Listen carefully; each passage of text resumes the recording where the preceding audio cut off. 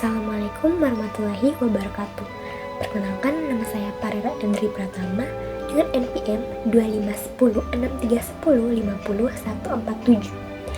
Pada kesempatan kali ini, saya akan membahas soal UTS mata kuliah Statistika Deskriptif dan Visualisasi Data dengan dosen pengampu Bapak Dr. Muhammad Ridwan Yudanegara MPD.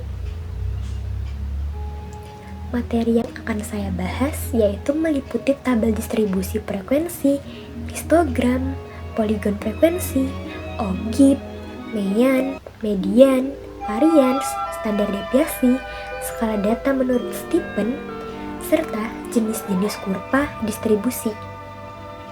Tujuan dari pembahasan ini adalah agar kita dapat memahami cara mengelola data, menyajikan dalam bentuk tabel maupun grafik, dan menarik kesimpulan dari data statistik dengan lebih mudah. Baik, langsung saja kita masuk ke pembahasan soal yang pertama. Pada soal pertama, kita diberikan data hasil survei terhadap 50 siswa di SMP di Kecamatan Teluk Jambe Timur, Kabupaten Karawang. Berikut data yang diberikan sudah tertera. Jadi, dari data tersebut, kita diminta untuk membuat tabel distribusi frekuensi, frekuensi kumulatif, frekuensi relatif kumulatif, histogram, poligon frekuensi, dan OGIP. Selanjutnya, kita langsung saja ke pembahasan. Yang pertama, kita menentukan langkah pertama adalah menentukan jumlah kelas menggunakan rumus Targes. Rumusnya adalah K sama dengan 1 ditambah 3,3 log N.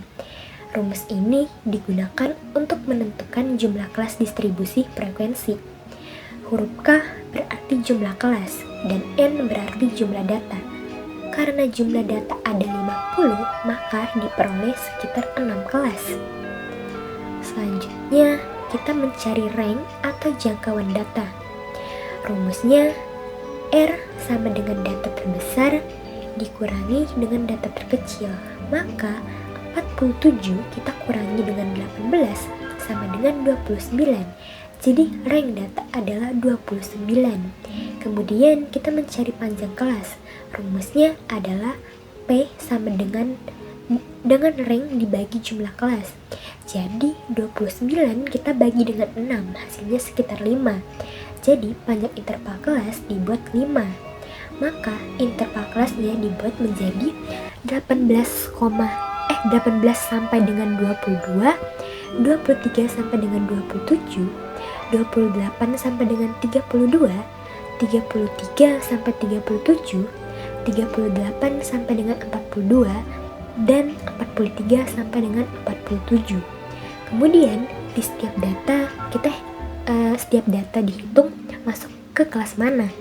Jumlah data pada tiap kelas disebut frekuensi atau F.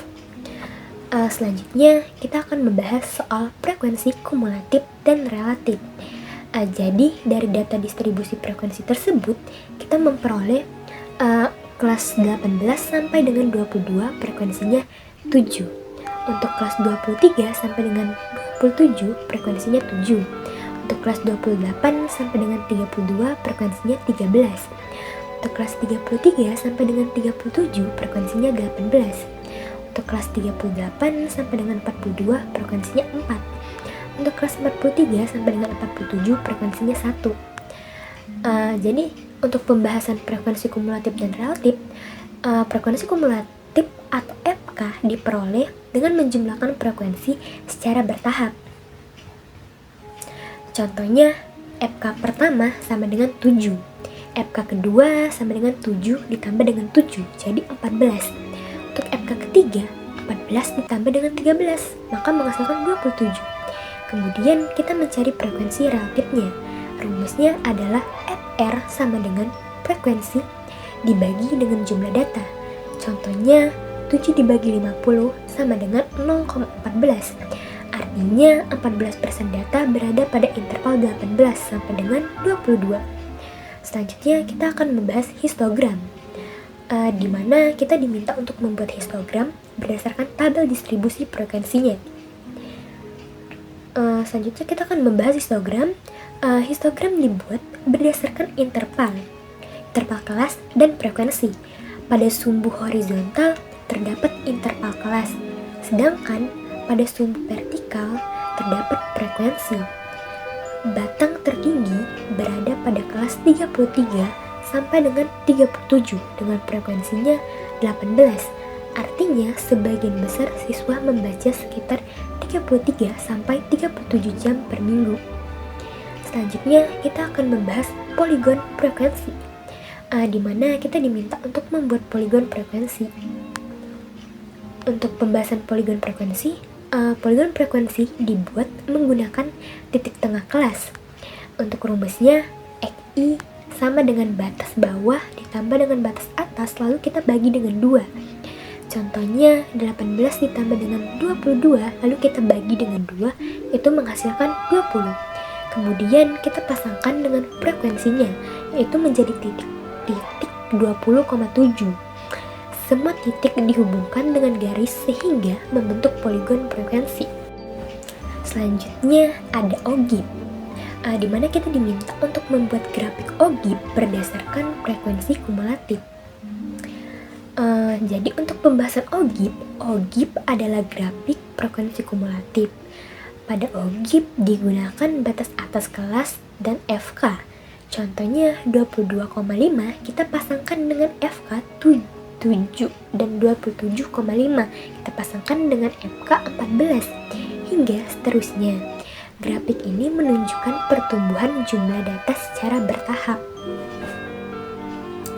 Selanjutnya pada soal kedua kita diberikan data 19, 20, 27, 28, 31, 32, 32, 32, dan 33. Dari data tersebut kita diminta untuk mencari mean, median, modus, varians, dan standar deviasi. Kita langsung saja ke pembahasan mean. Mean adalah nilai rata-rata data. Rumusnya adalah X bar sama dengan jumlah seluruh data lalu kita bagi dengan banyaknya data. Jadi jumlah seluruh data adalah 274 dan jumlah data ada 10. Maka 274 kita bagi dengan 10. Jadi sama dengan 27,4. Jadi mean dari data tersebut adalah 27,4.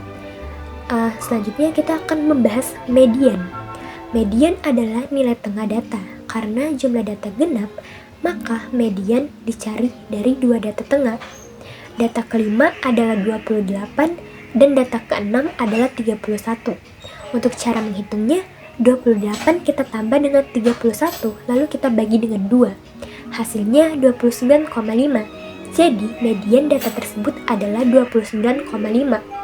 Selanjutnya kita akan membahas modus.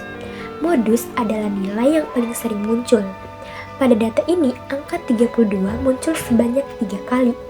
Karena paling sering muncul, maka modus data tersebut adalah 32. Selanjutnya, kita akan membahas varians dan standar deviasi. Varians digunakan untuk melihat penyebaran data terhadap rata-rata. Rumusnya adalah S kuadrat sama dengan jumlah setiap data, lalu kita kurangi dengan rata-rata, lalu kita kuadratkan dan dibagi jumlah data. Hasil varians pada data ini adalah 29,84. Sedangkan untuk standar deviasi, akar dari varians, rumusnya adalah S sama dengan akar varians. Maka akar dari 29,84 sama dengan 5,46. Langsung saja ke soal nomor 3, data kelompok. Pada soal ketiga, kita diberikan tabel data kelompok sebagai berikut. Untuk kelas A 8 sampai dengan 12, frekuensinya 3, kelas 13 sampai 17, frekuensinya 5, kelas 18 sampai 22, frekuensinya 15, kelas 23 sampai 27, frekuensinya 5, kelas 28 sampai 32, frekuensinya 2. Dari data tersebut, kita diminta untuk mencari mean, median, modus, varians, dan standar deviasi. Untuk pembahasan mean, data kelompok. langkah pertama adalah mencari titik tengah di setiap kelas. Rumusnya adalah XI sama dengan batas bawah, lalu kita tambah dengan batas atas, lalu dibagi dengan 2. Contohnya, 8 ditambah 12 lalu dibagi dengan 2 sama dengan 10. Kemudian XI kita kalikan dengan frekuensi sehingga memperoleh FXI. Totalnya 590 dan 30. Untuk rumus Mayan data kelompok adalah X bar sama dengan jumlah frekuensi. Lalu kita kali titik tengah dibagi jumlah frekuensi. 590 dibagi dengan 30 menghasilkan 19,67. Selanjutnya kita lanjut saja ke pembahasan median dan modus data kelompok. Jumlah data adalah 30 sehingga N dibagi 2 sama dengan 15. Kelas median adalah kelas 18 sampai 22 karena memuat data ke 15. Hasil median diperoleh sebesar 19,83. Kemudian kelas modus adalah kelas dengan frekuensi terbesar yaitu 18 sampai 22. Hasil modus diperoleh sebesar 20. Selanjutnya kita akan membahas varians dan standar deviasi data kelompok. Varians data kelompok diperoleh sebesar 30,56.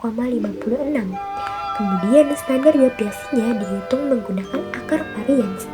Rumusnya adalah S sama dengan akar varians, maka akar dari 30,56 sama dengan 5,53. Selanjutnya soal nomor 4. Pada soal keempat, kita diminta untuk menjelaskan level skala data menurut Stephen. Jadi kita diminta untuk sebutkan dan jelaskan. Yang pertama ada skala nominal, yang kedua ada skala ordinal, yang ketiga ada skala interval, dan yang terakhir ada skala rasio. Untuk pembahasan soalnya, kita langsung saja ya. Menurut Stephen, terdapat 4 jenis skala data. Yang pertama adalah nominal. Skala nominal adalah data yang hanya berupa kategori dan tidak memiliki urutan. Contohnya jenis kelamin, agama, dan warna. Untuk yang kedua adalah ordinal. Skala ordinal adalah data yang memiliki tingkatan atau urutan. Contohnya juara 1, juara 2, dan juara 3. Yang ketiga adalah interval. Skala interval adalah data yang memiliki jarak sama tetapi tidak memiliki nol mutlak. Contohnya seperti suhu Celcius. Dan yang terakhir adalah rasio. Skala rasio adalah data yang memiliki jarak sama dan memiliki nol mutlak. Contohnya umur, tinggi badan, dan berat badan. Selanjutnya soal nomor 5. Pada soal kelima, kita diberikan beberapa gambar kurva distribusi. Kemudian kita diminta untuk menjelaskan arti dari masing-masing kurva tersebut. Kita langsung saja ke pembahasannya. Pada gambar A terlihat kurva normal simetris. Pada kondisi ini, mean, median, dan modus berada pada titik yang sama. Kurva yang tinggi dan sempit menunjukkan standar deviasi kecil, sehingga data lebih terkumpul. Pada gambar B terlihat dua distribusi dengan rata-rata berbeda. Kurva yang bergeser ke kanan menunjukkan mean yang lebih besar. Pada gambar C terlihat rata-rata yang sama, tetapi standar deviasinya berbeda. Kurva yang lebih lebar menunjukkan data lebih menyebar, sehingga standar deviasinya lebih besar. Selanjutnya soal nomor 6. Pada soal ke-6 kita diminta untuk menyebutkan nama bentuk kurva dan menentukan letak mean, median, dan modus pada masing-masing kurva. Langsung saja ke pembahasan. Kurva normal simetris memiliki mean, median, dan modus berada di tengah pada titik yang sama. Yang pertama ada kurva bimodal, yaitu memiliki dua puncak atau dua modus. Yang kedua ada kurva miring kiri, atau negatively skewed, memiliki urutan mean kurang dari median kurang dari modus. Sedangkan kurva miring kanan atau positively skewed memiliki urutan modus kurang dari median kurang dari mean. Baik, Itu tadi pembahasan mengenai statistika deskriptif dan visualisasi data. Dari seluruh pembahasan soal yang telah dijelaskan, dapat disimpulkan bahwa statistika deskriptif sangat membantu dalam mengelola, menyajikan, serta menganalisis data agar lebih mudah untuk dipahami. Dengan menggunakan tabel distribusi frekuensi, histogram, poligon frekuensi, dan algib, kita dapat melihat penyebaran data secara visual. Selain itu juga, mean, median, modus, varians, dan standar deviasi bisa membantu kita untuk mengetahui karakteristik data seperti nilai pusat data dan tingkat penyebarannya. Kemudian, melalui skala data menurut Stephen dan bentuk-bentuk kurva distribusi, kita jadi dapat memahami jenis data dan pola distribusi data dengan lebih baik. Semoga video ini dapat menambah pemahaman kita semua mengenai statistika deskriptif dan penerapannya dalam pengelolaan data. Sekian video dari saya ucapkan terima kasih. Assalamualaikum warahmatullahi wabarakatuh.